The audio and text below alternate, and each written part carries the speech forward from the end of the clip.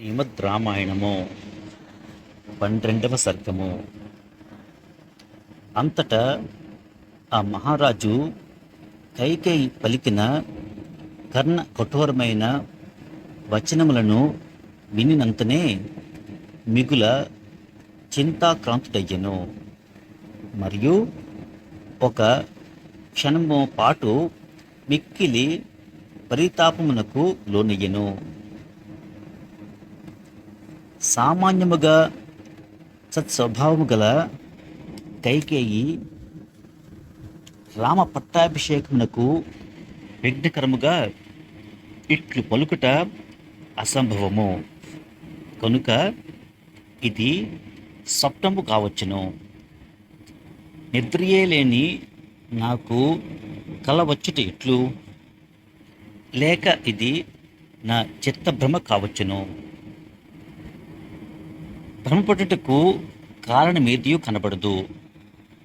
అందువలన ఇది జన్మాంతర సంఘటన స్మృతియా? జన్మాంతరం నందును ఇట్టి పరిస్థితి అసంభవము. కాబట్టి నా మనస్సునకు ఉన్మాదము ఏర్పడినదా అని పలు విధముల చింతించుచు రాజు దుఃఖపడసాగెను. కైకేయి యొక్క మాటల దెబ్బలకు స్పృహను కోల్పోయిన దశరథుడు కొంతసేపటికి తెప్పరిల్లియు మరల దుఃఖితుడై ఆడుపులిని జూచిన లేడి వలె గిలగిలలాడెను.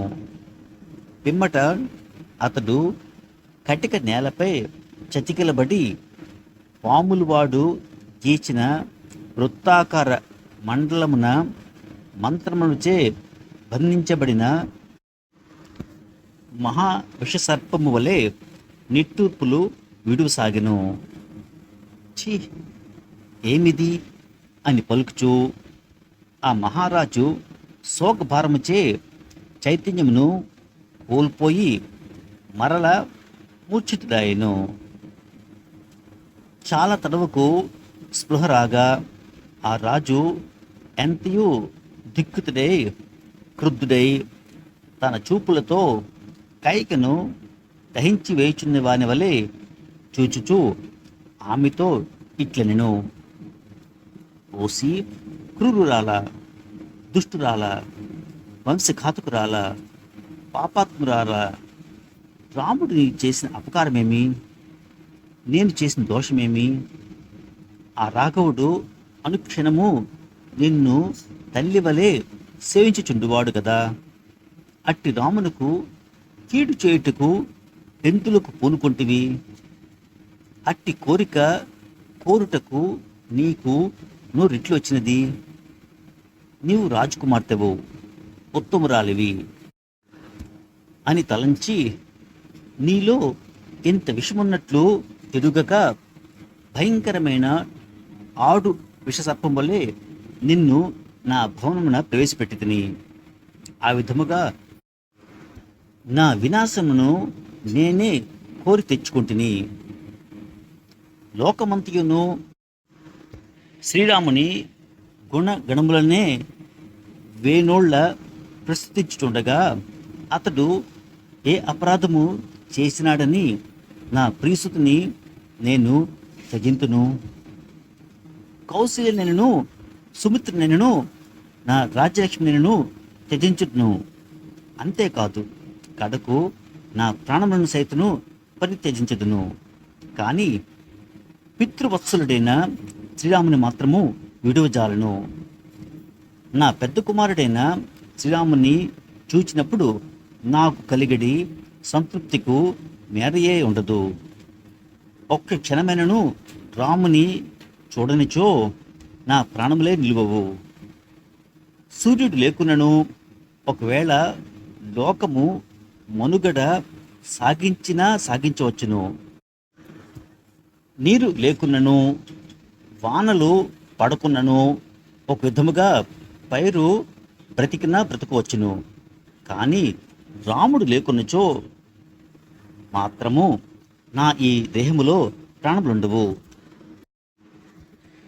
ఓ పాప సంకల్పురాలా, ఇంతవరకును నీవు చేసిన నిర్వాకము చాలును.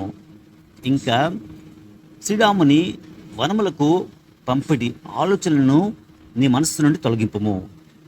శిరస నీ పాదములకు ప్రణమిల్లెదను. ఈ దీనుని కనికరింపుము. ఓ పాపాత్మురాల, ఇంతటి దారుణమైన దురాలోచన నీ మనస్సునకు ఎట్లు వచ్చినది? భరతునిపై నాకు ప్రేమ ఉన్నదో లేదో తెలుసుకొని కోరుచున్నావా? అయితే సరే, భరతుని యువరాజ పట్టాభిషిక్తుని జయము అని మొదటి వరమును కోరితివి. అది నాకు సమ్మతమే. ఇదివరలో రాముని గూర్చి అతడు పెద్ద కుమారుడు, సర్వశుభ లక్షణములు గలవాడు, ధర్మ వర్తనులలో ప్రథముడు అని నాతో నీవు మాటి మాటికి నుడివియుంటివి. ప్రియభాషినివై నీవు నా తృప్తి కొరకే అట్లు చెప్పి ఉండవచ్చును. లేక నీకు రాముడు అనిచిన సేవలను బట్టి నీవు ఆ విధముగా నుడి ఉండవచ్చును. ఇప్పుడు రామ పట్టాభిషేక వార్తను వినిన పిమ్మట ఇతరులు చెప్పిన చాడీలకు లొంగి శోకమును మునిగి ఈ కోపగృహమున ప్రవేశించితివేమో. ఆ కారణమే నన్ను ఇట్లు బాధించుచుంటివి. ఓ దేవి, ఇంతవరకును ఇక్ష్వాకు ప్రభువుల వంశము నీతి నియమములకు నిలయము, పేరు ప్రతిష్టలకు పెనిది. ఆ వంశమున మెట్టిన నీకు ఈ విపరీత బుద్ధి ఎట్లు పుట్టినది? దీని వలన ఆ సద్వంశమునకు గొప్ప అనర్థము సంభవించును. ఇది అనర్థ సూచకము. ఓ విశాలాక్షి, ఇంతవరకును ఎన్నడూను నీవు నాకు హితము కాని పనిని చేసి ఉండలేదు, అప్రియ వచనమును పలికి ఉండలేదు. కనుక నీవు పలికిన ఈ మాటలను నేను విశ్వసించుటలేదు. నన్ను పరీక్షించుటకే ఇట్లనుచున్నావో ఏమో. కపట మెరుగుని కైకేయి, బుద్ధిమంతుడైన భరతుడు, శ్రీరాముడు ఇద్దరును నాకు సమానులే అని పెక్కు సందర్భములలో కథలు కథలుగా ప్రేమతో నీవు నాతో నుడువుచుండెడిదానవు. ఓ దేవి, ధర్మాత్ముడును యశస్వియును అయిన శ్రీరాముడు 14 సంవత్సరముల కాలము వనములలో నివసించుట నీకు ఎట్లు రుచించున్నది? ఈ అకృత్యమునకు ఎట్లు పాల్పడుచుంటివి? అధర్మ కార్యము చేటుకు భయపడు నీ స్వభావము ఏమైనది?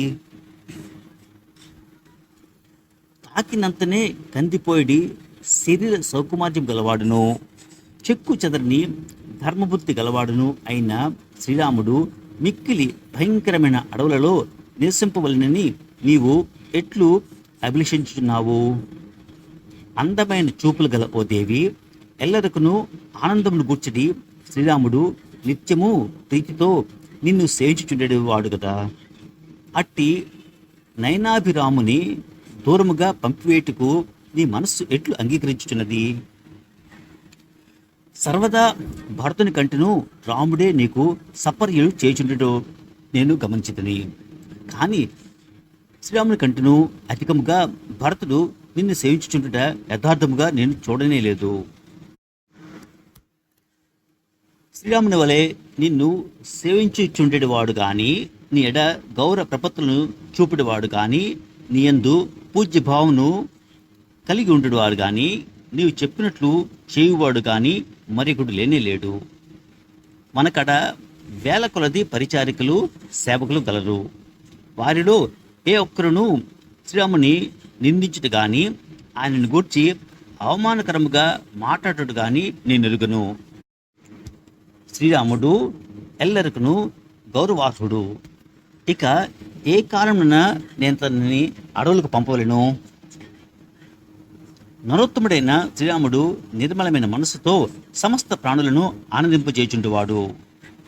దేశ ప్రజలందరికీ హక్కును చేర్చుకొనుచు వారి అభీష్టమును తీర్చుచుండును. రఘువంశ సంజాతుడైన శ్రీరాముడు సత్యవచనుడు, సమస్త లోకములందలి ప్రాణులకును హితమనుచువాడు. వారిని స్వాధీనులుగా చేసుకొనుచు ఉండును. నిర్ధనులకు ధన ధాన్యములను వసంగుట ద్వారా వారిని ఆదుకొని వశమున ఉంచుకును. తన హితమును కోరి సమయోచితంగా ఉపదేశమును చేయుటలో సమర్థులైన గురువులను చక్కని సపర్యలతో తృప్తిపరచుచుండును.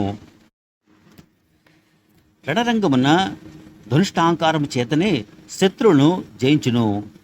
సత్యమును, దానమును, తపస్సును, త్యాగము, మైత్రి, పవిత్రత, ఆర్జనము, విద్య, గురు శుశ్రూష అనునవి శ్రీరాముని అందు స్థిరముగా ఉండేటి సద్గుణములు. ఓ దేవి, ఇట్టి సద్గుణ శోభితుడు, మహర్షుల వలె శమధమాది గుణసంపన్నుడును దైవతుల్యుడును అయిన అట్టి శ్రీరాముని అడవులకు పంపుమని ఎట్లు అడుగుచుంటివి? జనులందరికీ ప్రియమును కలిగించు మాట్లాడునట్టి శ్రీరాముని వనములకు పంపుట గూర్చి మనస్సును కూడా తలంపుచాలను. పరుషముగా మాట్లాడునట్టి నీ కొరకే నా ప్రియపుత్రుడైన రామునితో ఈ అప్రియ వచనమును ఎట్లు పలుకగలను? క్షమ, ఇంద్రియ నిగ్రహము, త్యాగము, సత్యము, ధర్మము, కృతజ్ఞత, భూతదయ మున్నగు సద్గుణములు గల నా రాముడు లేనిచో నాకు రక్షకుడు ఎవరు? అట్టి రక్షకుని నేను అడవులకు ఎట్లు పంపగలను? ఓ కైకేయి, నేను వృద్ధుడను, జీవితంన చివరి దశకు చేరినవాడును, శోచనీయ స్థితిలో ఉన్నవాడును, దీనముగా విలపించుచున్నవాడును. అట్టి నాపై నీవు కనికరమును చూపుము. సముద్రముల వరకును వ్యాపించి ఉన్న సమస్త భూమండలమున లభించు సకల సంపదలను నీకు సమర్పింతును. రాముని విషయమున క్రోధమును వీడుము. ఓ కైకేయి, చేతులు జోడించి నమస్కరించుచున్నాను, నీ పాదములు కూడా పట్టుకుందును. రాముని క్షింపము.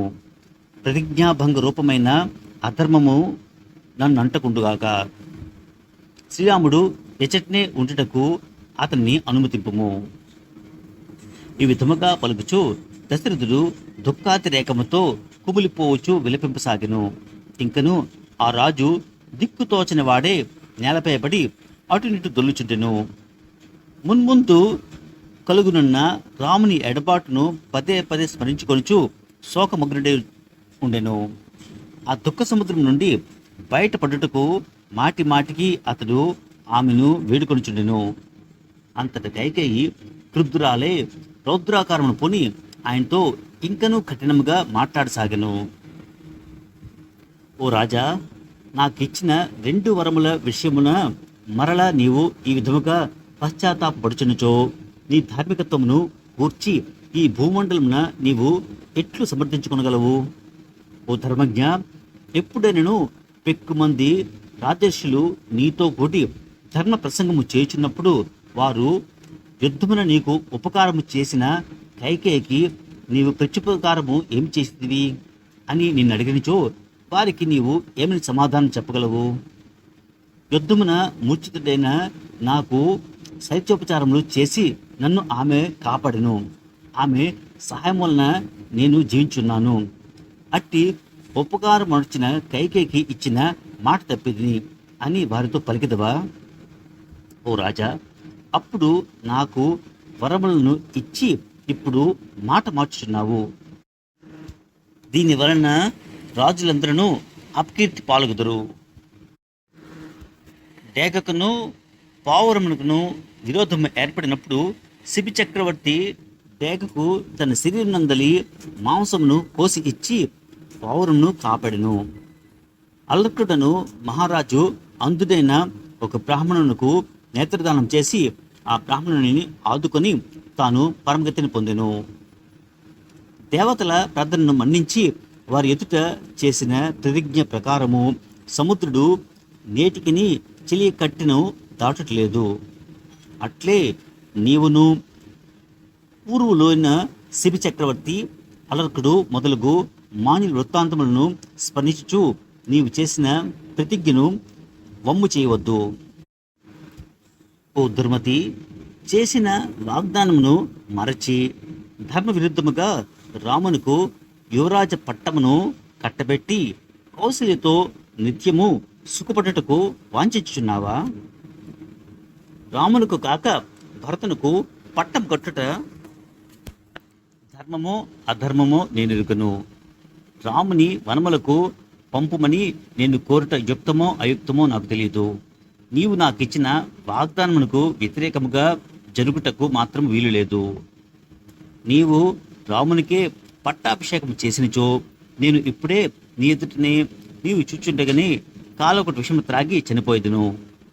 కౌసల్యాదేవి రాజమాతగా గౌరవ నమస్కారమును పొందుచుండగా చూచుచూ ఒక్క దినమైనను బ్రతుకుచాలను. ఆ దుస్థితిని సహించుచు జీవించుట కంటేను నాకు మరణమే మేలు. రాముని వనవాసమునకు పంపుట తప్ప దేనికి నేను తృప్తి చెందను. ఈ మాటలను భరతుని మీదను నీ మీదను పొట్టు పెట్టుకొని చెప్పుచున్నాను. ఈ కైకేయి ఈ విధముగా పలికి మిన్నకుండెను. రాజుగారు ఎంతగా విలపించుచునను ఆమె మారు మాట్లాడలేదు.